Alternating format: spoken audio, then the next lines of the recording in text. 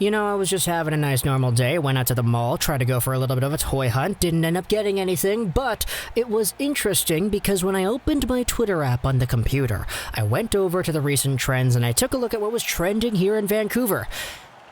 And I saw this. Laine. Just the word Laine was trending on my timeline, and I was like, okay, why?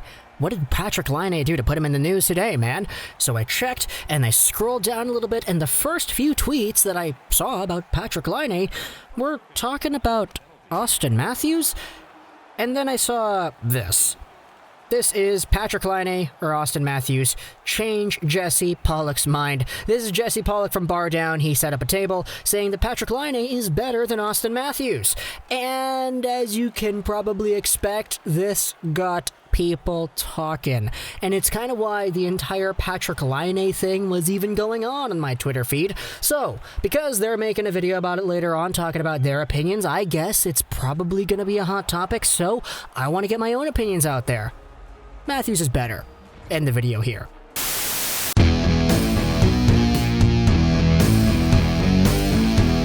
Okay, that's not the end of the video, but I guess we can talk about it a little bit more because, in my experience, conversations like these don't really require all too much analysis and they don't really rely too much on the hard numbers, or at least they don't need to. We can just have a conversation like this talking about positional needs and talking about what we value in players, and that's kind of my cup of tea, man. I'm very interested in just having a nice conversation about stuff. That's what all the videos here are mostly about. So, Patrik Laine or Auston Matthews? If I had to choose one to build my team around, it's Auston Matthews. If I had to choose one to have more trade value than the other, it's Auston Matthews. But that's just taking a look at the players themselves. If you want to take a look at the players and the contracts, then the conversation gets a little bit different now, doesn't it? Because Auston Matthews is making, until 2024, an average annual value of $11.634 million.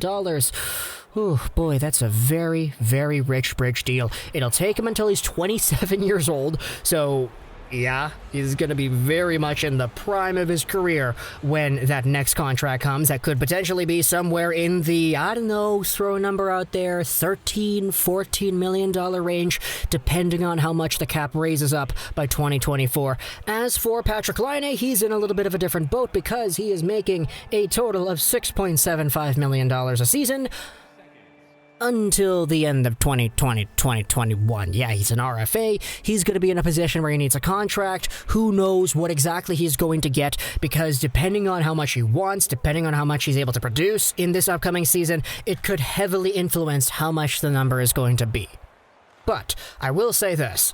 When it comes to realistic outcomes, I'm of the belief that no matter how well Patrik Laine is able to perform in 2020-2021 with realistic standards, I don't think he's getting paid more than Matthews in the slightest. That is not a conversation I'm even thinking about having because, again, realistic standards, if Patrik Laine goes out there and scores 100 goals and 150 assists and breaks Gretzky's records, then sure, give him 8 years at $15 million, but that's not going to happen now, isn't it? The max for Patrik Laine, whether he gets 40 goals, 45, or whatever, I don't think you're besting out 11.634, especially on a Winnipeg Jets team who are probably going to try their butts off to either trade Patrik Laine or maybe not even get him to sign in general. We did speak about this earlier, but there was a Finnish report that came out that talked about how Patrik Laine, no matter what, is going to leave Winnipeg, either via trade or via free agency, because he does have the right to just completely sit out and waive. Because when the contract negotiations start up, he'll have all the leverage, he'll have the cards on his table, and he'll be in a position to pretty much just dictate the entire conversation. So that is a very big element to it as well, whether or not Patrik Laine is that guy who is good enough to demand that. And even at the worst, what you have in Patrik Laine is a 30-goal guy. Ooh, that's so bad, right? There are some other issues there, but at the end of the day, Patrik Laine is that good of a player. Auston Matthews, though, does have his own fair share of goal-scoring technique, ability, and overall just drive. We know how good Auston Matthews is at scoring goals. This guy's got a very deceptive wrist shot where he's able to pull it in, change the angle quickly, and snap it forward. His wrist shot technique is unique. Patrik Laine, on the other hand, man, this guy just knows where to thread the needle just through goaltenders and into the twine. This guy's got a hard shot. He's got an accurate shot. He can shoot it on the rush, standing still, one-timer, wrist shot, snapshot, whatever. He is very, very talented. Both of these guys are as goal scorers, which is why, Auston Matthews started out his NHL career with 4 goals in his debut game, where they still lost, by the way. And Patrik Laine had himself a 5-goal game earlier.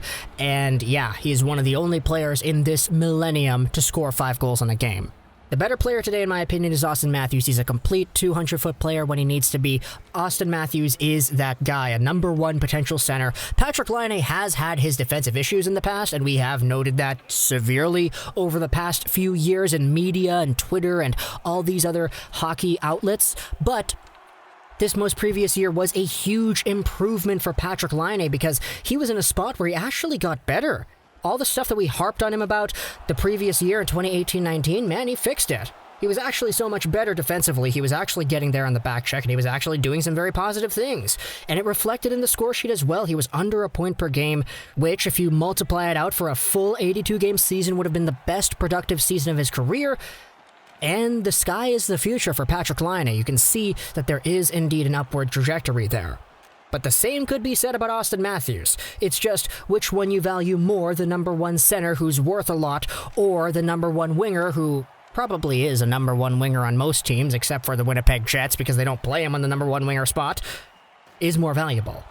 So there is indeed a discussion to be had, but again, positional needs are always so important in my opinion. Center over winger, any sentence of the day. So that is probably the biggest hamartia when it comes to this conversation. And the fact that they're both 1 and 2 in 2016, we saw the Laine maybe even getting over Auston Matthews in the draft talks back when the 2016 draft actually happened, which was ludicrous, by the way.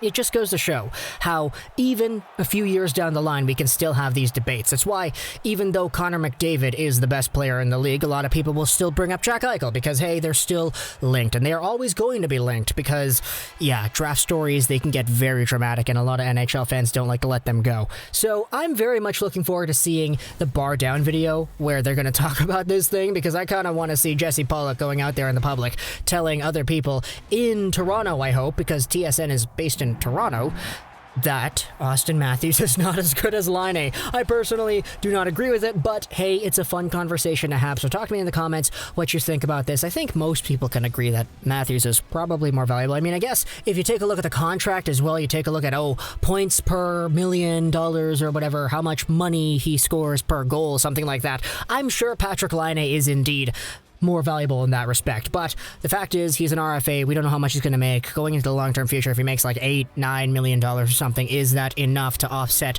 the positional differences between Laine and Matthews? That's a different conversation, though. So talk to me in the comments what you think. If you enjoyed this video, that's Trolls99, and bye.